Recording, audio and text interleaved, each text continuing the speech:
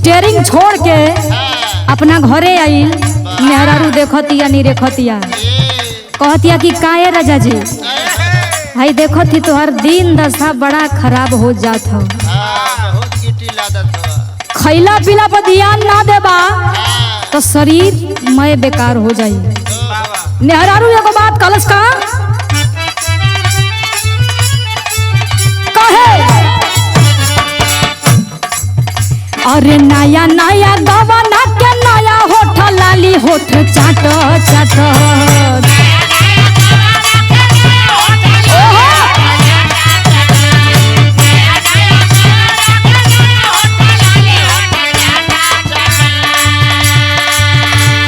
नया नया गवाना के नया होठ लाली होठ चाट चाट तो दुबर लोया ड्राइवर गाड़िया को ताको।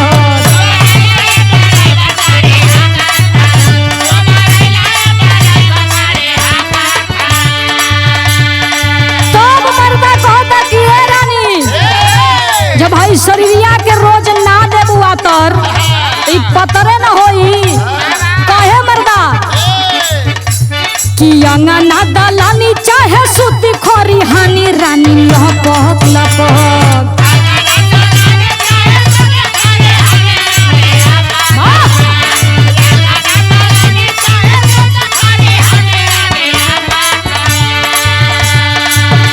अरे अंगना दलानी चाहे सूती खोरी हानी रानी लपक लपक। मजा ले हुआ पत्थर को कोरा चपक चपक।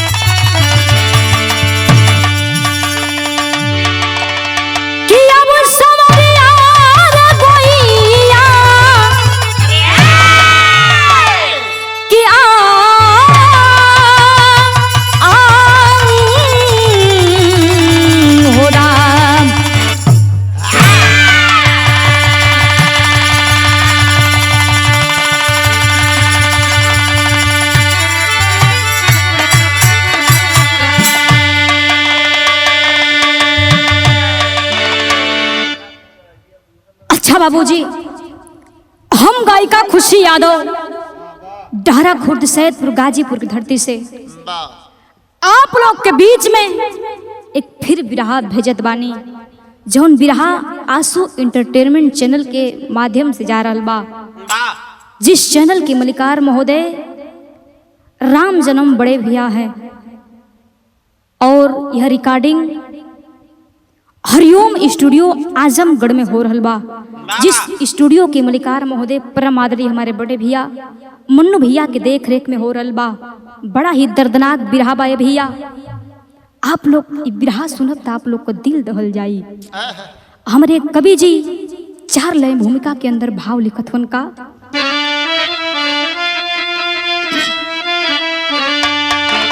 किस्मत का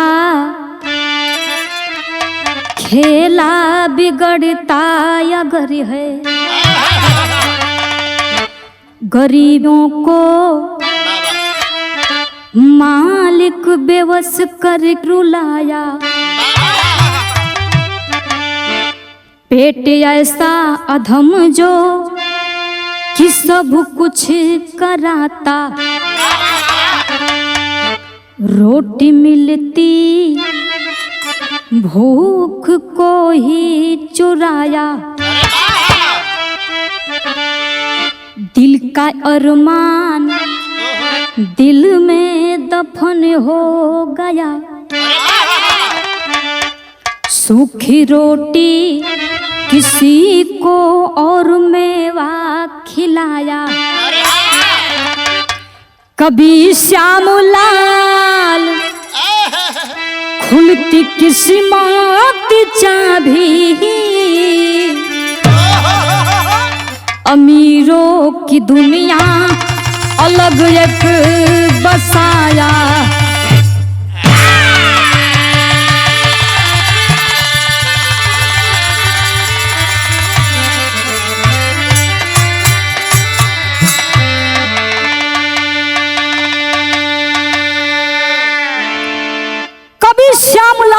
खुलती किस्मत का चाबी, अमीरों की दुनिया अलग एक बदसाया। बड़ा ही सुंदर यहाँ एक लाइन गजल का अंदाज है मास्टर।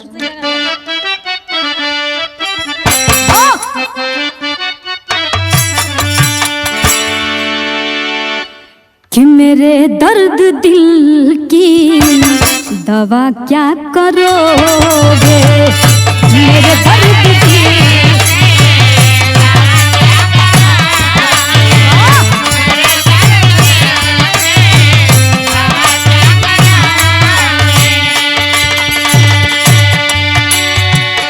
मेरे दर्द दिल की दवा क्या करोगे, दवा क्या करोगे,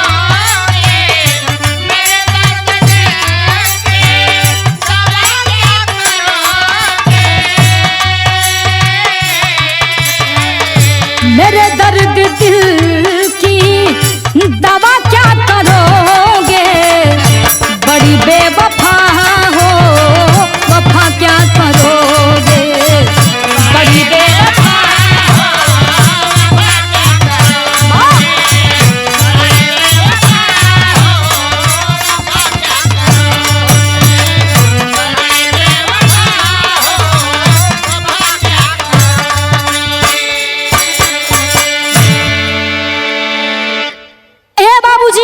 ई तक गजल बा। लेकिन हमारे कवि जी बिरहा में बड़ा सुंदर भाव लिखत हन। कैसे?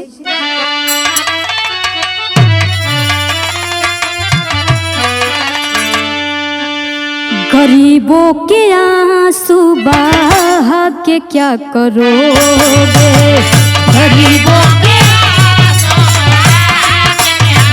क्या बात है,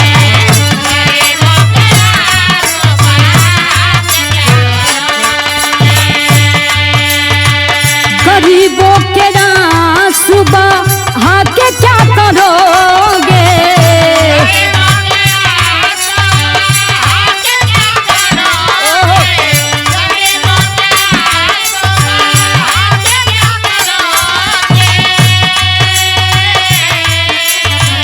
गरीबों के आंसू बहा के क्या करोगे, जिंदगी का मतलब सहा क्या करोगे, जिंदगी का मतलब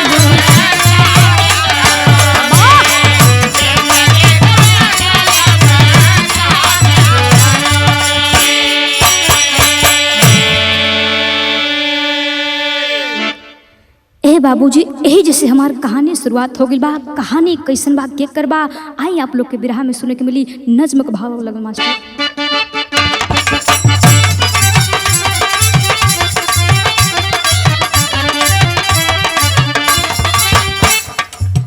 विश्वविख्यात मेला सोनपुर का लगता है,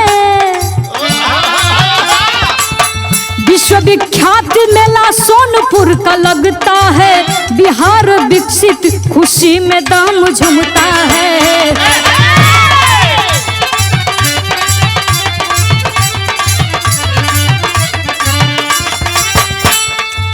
सुदामा पत्नी लीला भीख मांगती मेला में, सुदामा पत्नी लीला भीख मांगती मेला में, बेटा सोनू शिवानी बैठे किस्मत खेला में।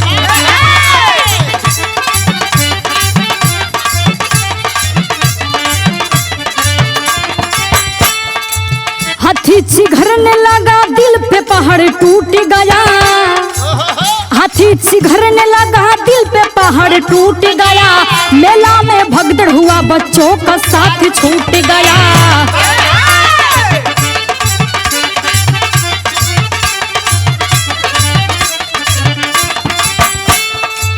रोवे सुदामा लीला कहाँ गईल बचवा हो, रोवे सुदामा लीला कहाँ गईल बचवा हो, चल के देख जहाँ होत बाटे नचवा हो।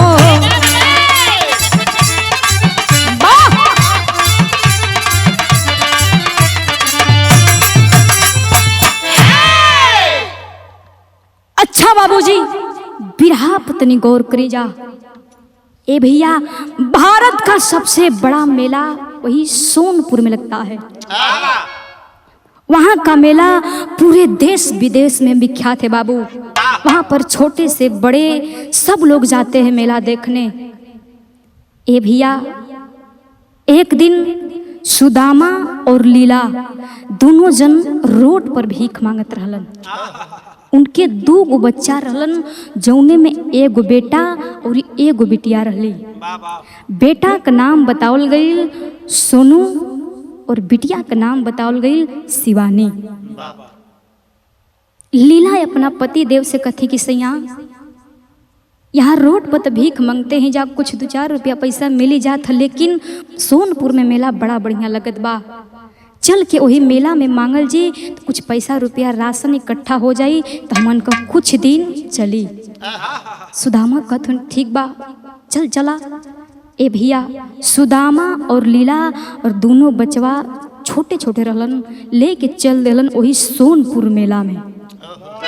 जब वही सोनपुर मेला में गईल हवन तो ओ समय भइल का बाबू सारंग के भाव में बताओ के बा।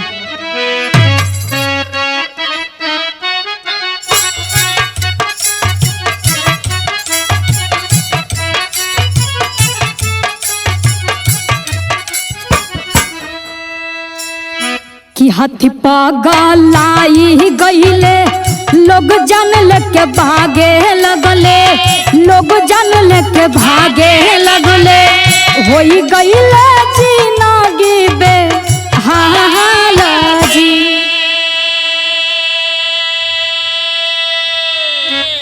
आ सबके हु खोजे लगले, मिलल नाही साथावा हो, मिलल नाही साथावा हो, आफत आइल सिर पर काला हो।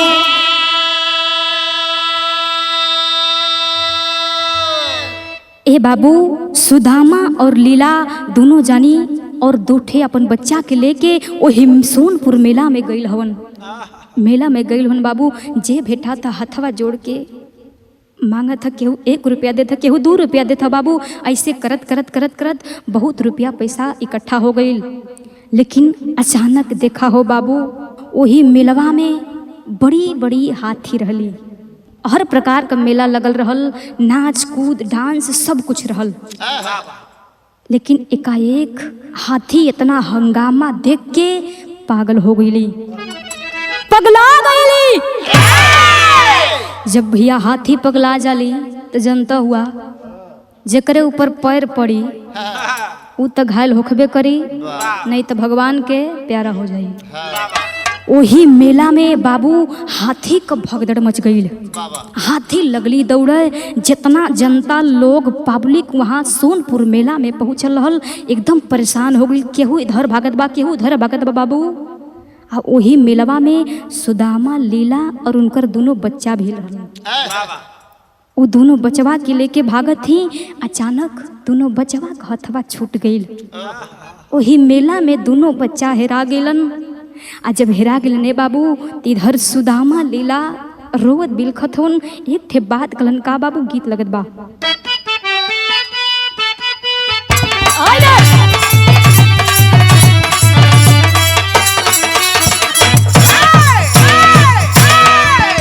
हमरे कबजी बड़ा मिजाजी गीत बजावत होन। एगो लड़का से बड़ा बेहद प्यार करत रहे। उ लड़की ओ लड़का का बड़ाई करे का कि करो 20 माइल बाटे गजब स्टाइल।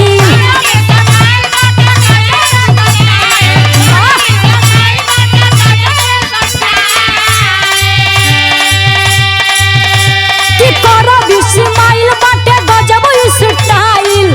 चलला बुलेटवा पे झार, उहे अहिरान के बेटउआ दिल लेके गई बा हमार। उहे अहिरान के बेटउआ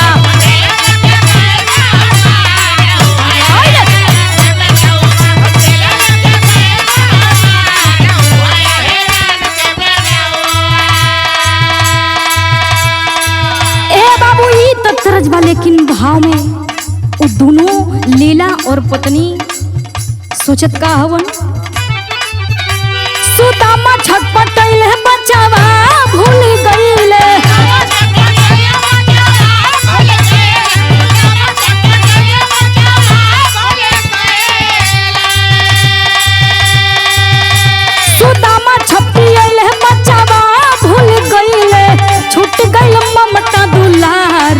बैठ के रोवे शिवानी,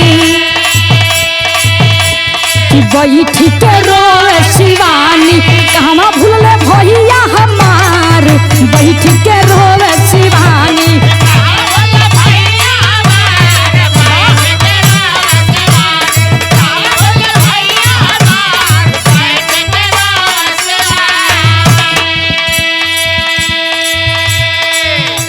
ए बाबू, जब मेला में भगदड़ हो गई, सुदामा लीला अपने बचवा का हाथ पकड़ ले रहलन। अचानक दोनों बचवा का हथवा छूट गई। वही मेलवा में दोनों जाने हेरा गिलन। इधर सुदामा लीला बैठ के रोवत हुन, सोचत हुन कि आखिर हम मेला देखे ना आयल होती तो हमारे दोनों बच्चा भी ना हेराल रहतन। बैठ के रोवत हुन बाबू। इधर शिवानी कुमारी हेरा गिल बा मेला में, बैठ के सोचत बा कि हमार भैया कहाँ गेलन। लेकिन देखा हो बाबू, वही मेलवा में शिवानी और सोनू के पौलस के अंतरा के भाव बताओ के बा। पौले या संसोल के सूरज धनवा नवाना हो,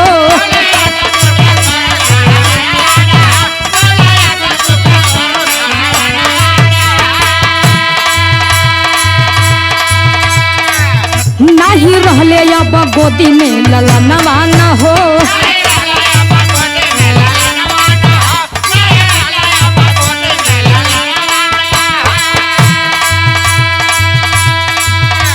कि सोनू हबड़ा आइले सहदेव लेके आइले,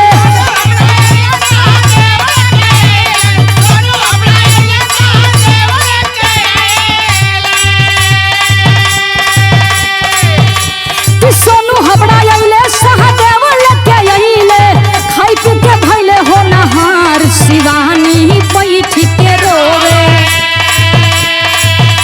शिवानी बैठ के रोवे, कहवा भूले भैया हमार। शिवानी बैठ के रोवे बा।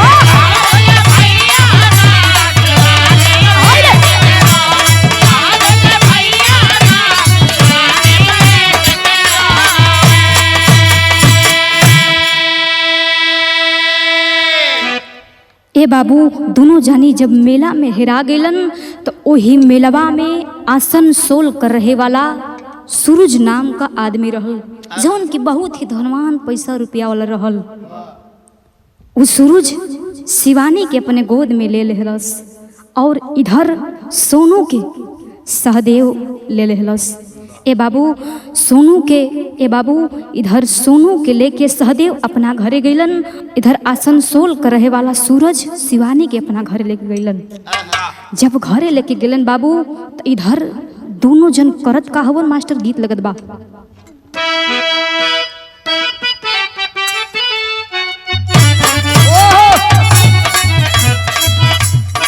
आई देखो बड़ा बढ़िया तरह हमारे कवि जी बजावत हो।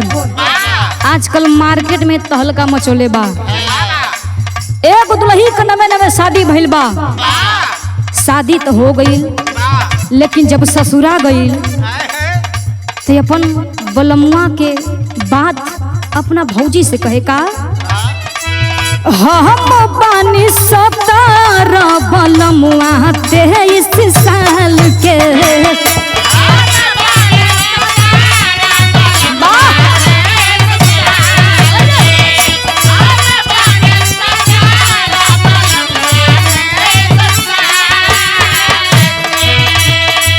भौजी रे जिंदगिया रखी खतरे में डाल के।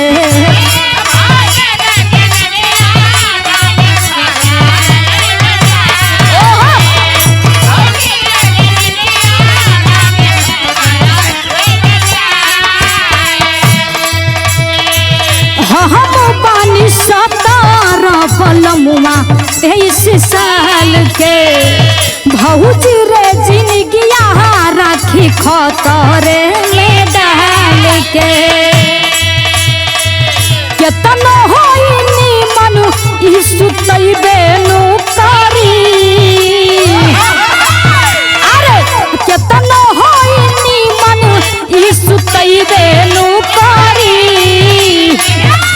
इतना फरक पाऊ मरिया तो कमरिया तो तू खइबे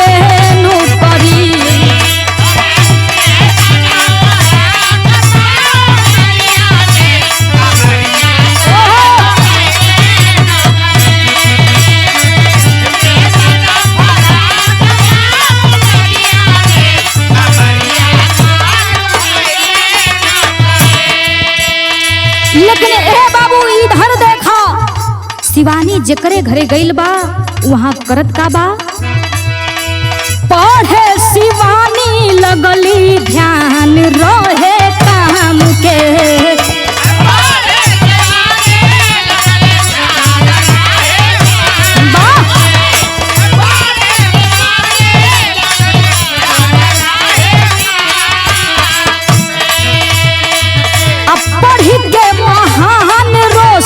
कैली पापा नाम के,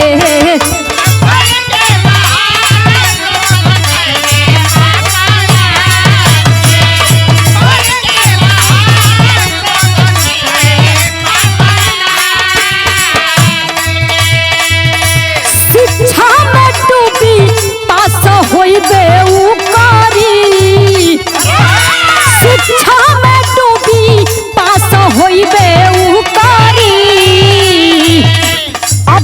न दान पाऊ मरिया हो नौकरिया के पैबे उ करी।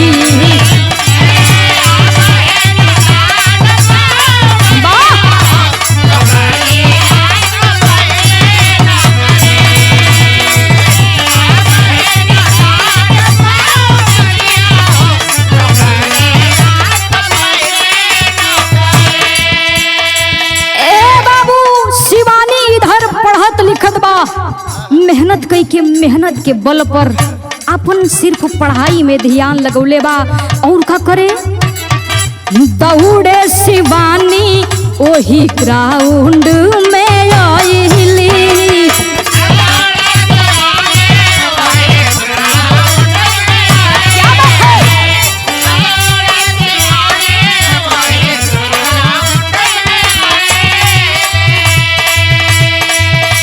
जाके कलकत्ता इंस्पेक्टर बने गइली,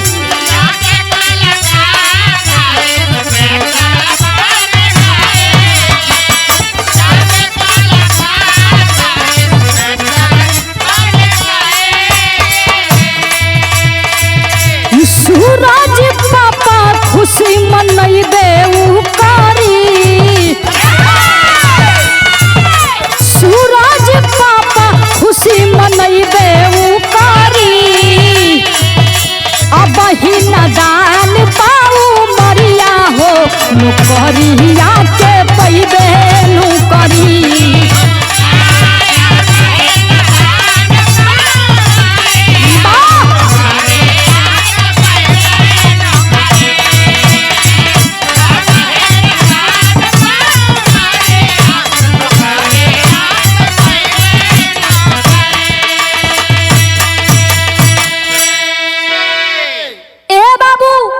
इधर शिवानी सूरज पाल पोस के जब बड़ा करत हवन, शिवानी पढ़े लिखे लगली, बस खाली पढ़ाई पर उनकर ध्यान रहे। हाई स्कूल इंटर पास के हो बाबू, तो शिवानी दौड़ करे लगली, रोज ग्राउंड में जाए के दौड़े हो बाबू, रात दिन मेहनत करे। ए बाबू मेहनत अगर करबा भैया तो सफलता एक न एक दिन मिलबे करी। शिवानी मेहनत कई के, मेहनत के बल पर जाई के कलकत्ता में इंस्पेक्टर बन गई। इंस्पेक्टर जब बन गई तो इधर जवन सहदेव सोनू के लेके आयल रहना अपने घरवा, इधर सोनू का करत बाबू तेरी का भाव में बताओ के बा।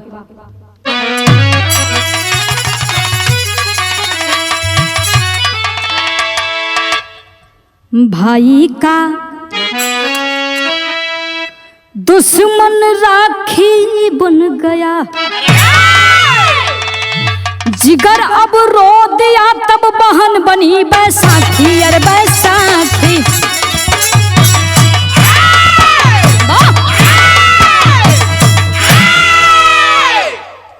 भाई का दुश्मन राखी बन गई, जिगर अब रो दिया तब बहन बनी बैसाखी। ए बाबू विदेशिया का भाव लगत बा।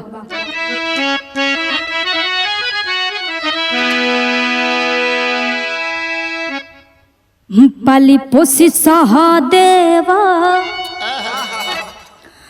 सोनू के सयान कैले आ गलत धंधा कई के का मत रहल धनवा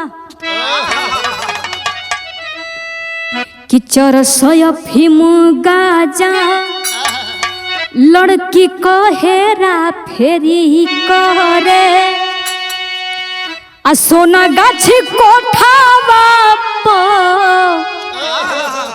बेचेला जननवा कई बार जेल गईले कई बार छूट के अइले आ एक दिन मोजरा देखे गईले रंडी खानावा क्राइम वाली फाइल शिवानी उभारी दिहली पकड़े खातिर पुलिस बल के कैली तैनातवा। ए बाबू इधर सहदेव सोनू के पाल पोस के जब बड़ा किलन, जब सोनू बड़ा भइल बाबू गलत धंधा करे लागल। कलकत्ता के अंतर्गत एक सोना गाछी कोठा पड़ता है, भारत का सबसे बड़ा रेड लाइट एरिया है बाबू। वहां पर लोग बहुत ही गंदे गंदे काम करते हैं। वही कमुआ में बाबू सोनू भी रहल।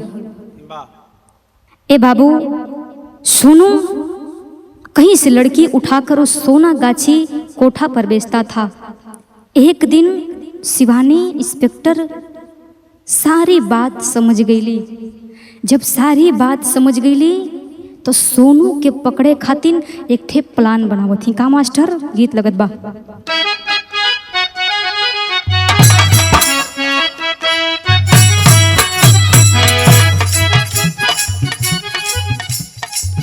ए बाबू ए गुदुलही अपना सैया जी के मने कर रहल बिया, कहे कि ए राजा जी हर दिशा जइहा लेकिन पूर्व दिशा मत जइहा। राजा जी कथन का है, कहे दुलही डूबी मरबे राजा जई बजे पूर्व के देसावा। डूबी मरब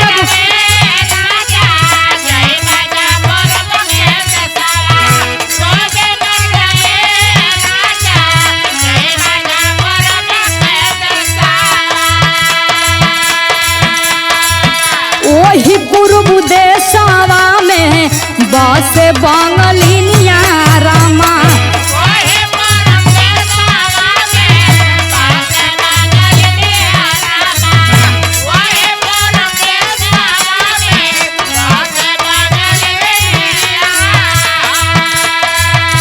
जदुआ चला के मती मरली है राजा। जदुआ चला के मती मरली है राजा। जई बाजो पूर्व के देशवा डूबी मरबो राजा। जई बाजो पूर्व के देशवा।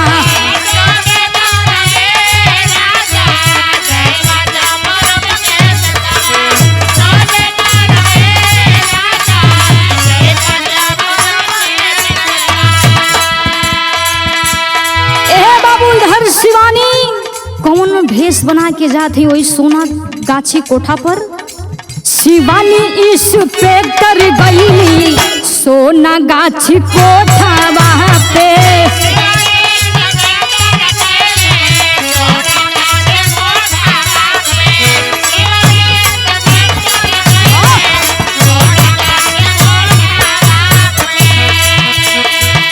सोनू के पकड़ बंद कैली लफ्ज ओठावा पे। सोनू के पकड़ बंद कैली लफ्ज ओठावा पे। शिवानी इंस्पेक्टर गईली सोना गाछी कोठावा पे।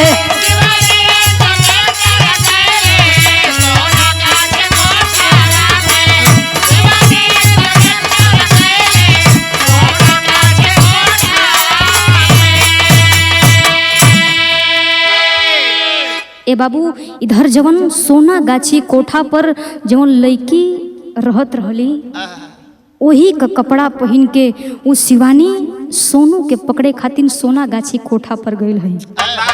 बाबू अंतरा के भाव बताओ के बा।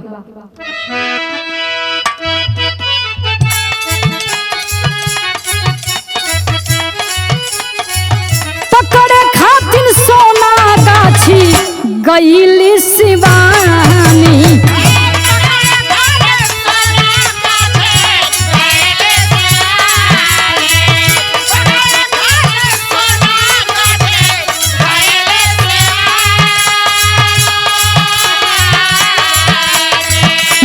चली तकायफ बन के बनली दीवानी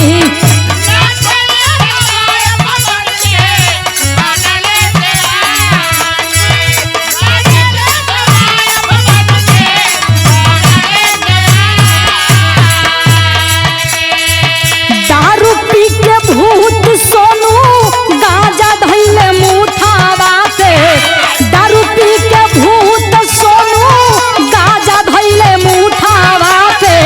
शिवानी इस पे डर गईली सोना गाछी कोठवा पे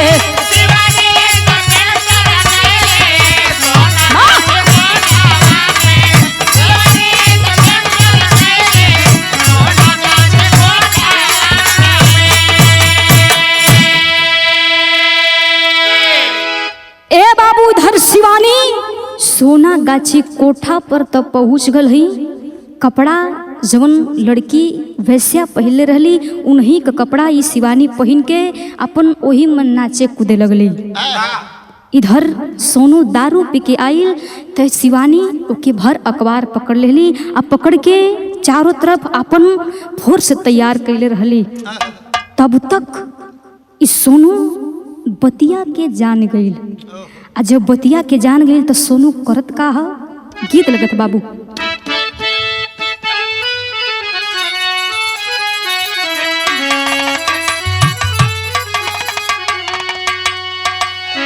कि गंगा माई के ऊंची बा अररिया न हो जहाँ वहाँ बैठे भगवान गंगा माई के ऊंची बा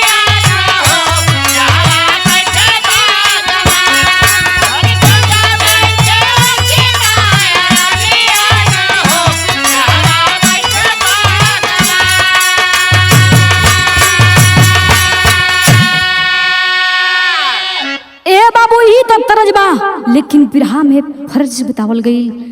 उस सोनू जब शिवानी उस सोनू के पकड़ लेहलस तो सोनू करत का बा चकमा दे के भागे सोनू नीचा माना हो दिहली गोलिया चला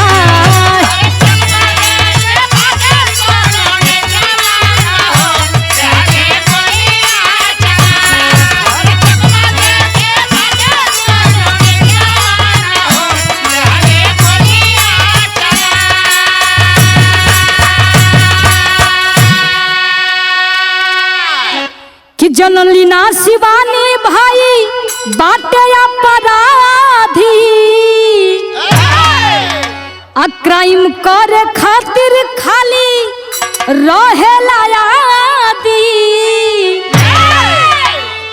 लागल गोली सीनावा के बिचावा ना हो दिहली गोलियां चला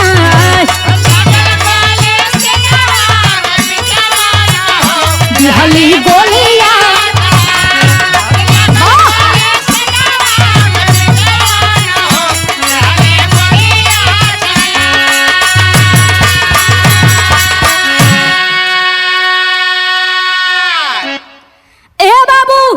शिवानी इधर सोनू के पकड़ लेली इधर शिवानी सोनू के पकड़ लेनी है बाबू। जब सोनू के तन्नी सा भनक भइल कि ई वैश्या ना बल्कि केहू दूसर बा तब तक सोनू हथवा छोड़ाई के लगल भागे। जब भागे लगल बाबू तो शिवानी मजबूर होई के गोली चलाए देली। आ जब गोली चलाए देली जाय के सोनू के छाती में लग गई बा। सोनू भागत बा दौड़त बा आ केकरा घरे जाय के गिरल बाबू गीत लगत बा। भागत भागत सोनू गइल सुदामा के घरवा गिरले जमीन पे भरायो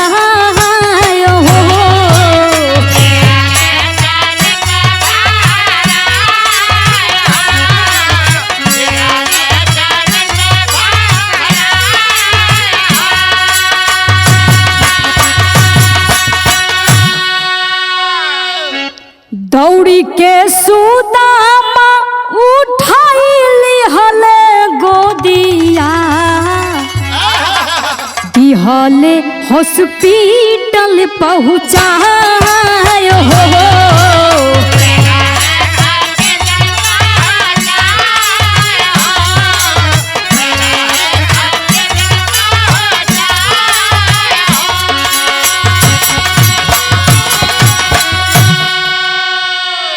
ए बाबू जब सीना में गोली लगल बा तो सोनू भागत भागत अपना माई बाबू के दरवाजे पर गइल हवन।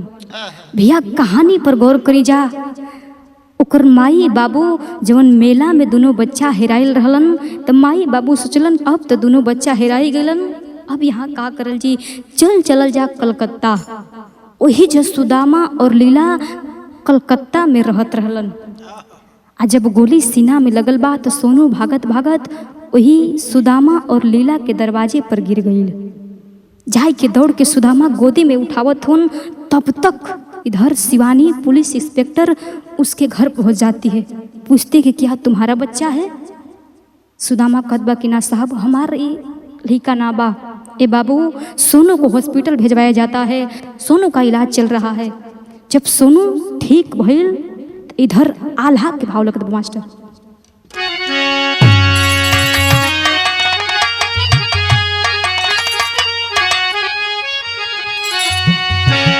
अरे है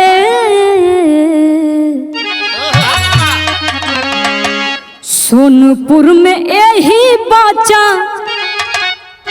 सोनपुर में यही बच्चा वाके हम पवली भैया।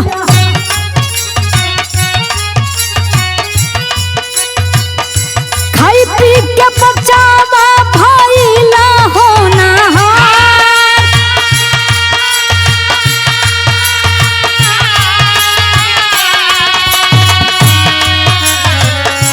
कहे सोनू मेलावे में भूलली बहिनिया बाबू।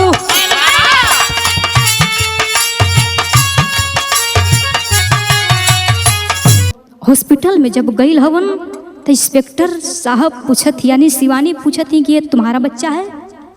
सहदेव कहत बा कि हाँ साहब ई तो हमार बच्चा ना बा, लेकिन पाल पोस के हम ही बड़ा कैले हैं। इस सोनपुर मेला में हेरा गेलन, हमरे को बाल बच्चा ना रहलन, इनके लिया के अपने घरे पाल पोस के इतना बड़ा कैली। ए बाबू जब इतनी बतिया उस सोनू सुनत बा तो ओकरे मेलवा का बतिया याद आ गई। सोनू भी कहे लगल कि हमार बहन भी रहली, जौने बहन का नाम रह शिवानी, हमार माई बाबू भी रहलन। सोनपुर मेला में मेला देखे आए रहलन, उनमें भगदड़ मच गई, हम दोनों जाना हेरा गेली। तो उनकर माई आ बाबू सुदामा कहत हन कि हे साहब हमन का जब बच्चा दोनों हेरा गेलन तो वो जगह छोड़ के हमन का कलकत्ता शहर में चली गई जा। ए बाबू सोनू इतना बतिया जब कहत बा, इतने कहत कहत सोनू ये दुनिया के छोड़ के चल गई। जब ये दुनिया के छोड़ के चल गई इधर माई बाबू अपना सोनू के देखत होन, मेला का बात याद करे लगलन कि लगत बा कि हमरे सोनू और हमार बेटी शिवानी बा।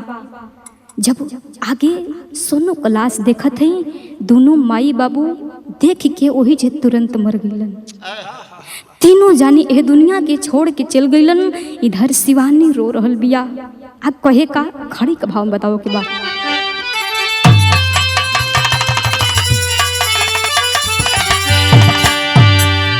अरे शिवानी बिछड़ल विशाल भइले त माई बाबू के मिलनवा हमके काल भइले।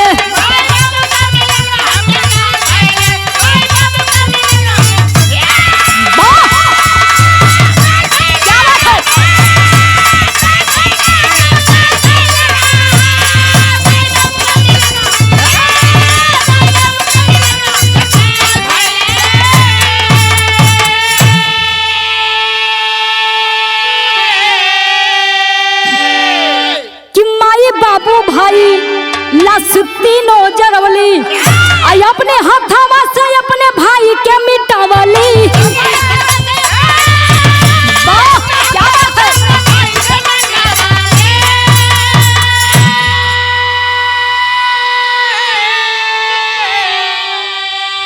अरे राखी भी निकल आई अब जाल भइले, अरे राखी भी निकल आई अब जाल भइले माई बाबू का मिलनवा हमके काल भइले।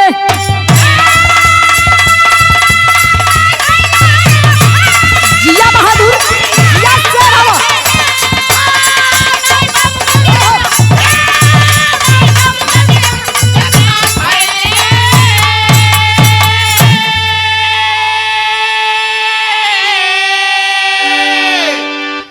ए बाबू जब इतनी बतिया शिवानी सुल्लस कपारे हाथ धलेलस कि बाहरे भगवान बाहरे हमार किस्मत भगवान मिलैबो कैलन त हमरा हाथे सबके मरवा देहलन।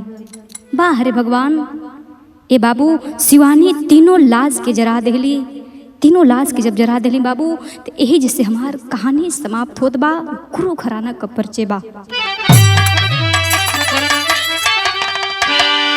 जय जखाड़ गुरु जद्दू लौटन की लहरे फुलवारी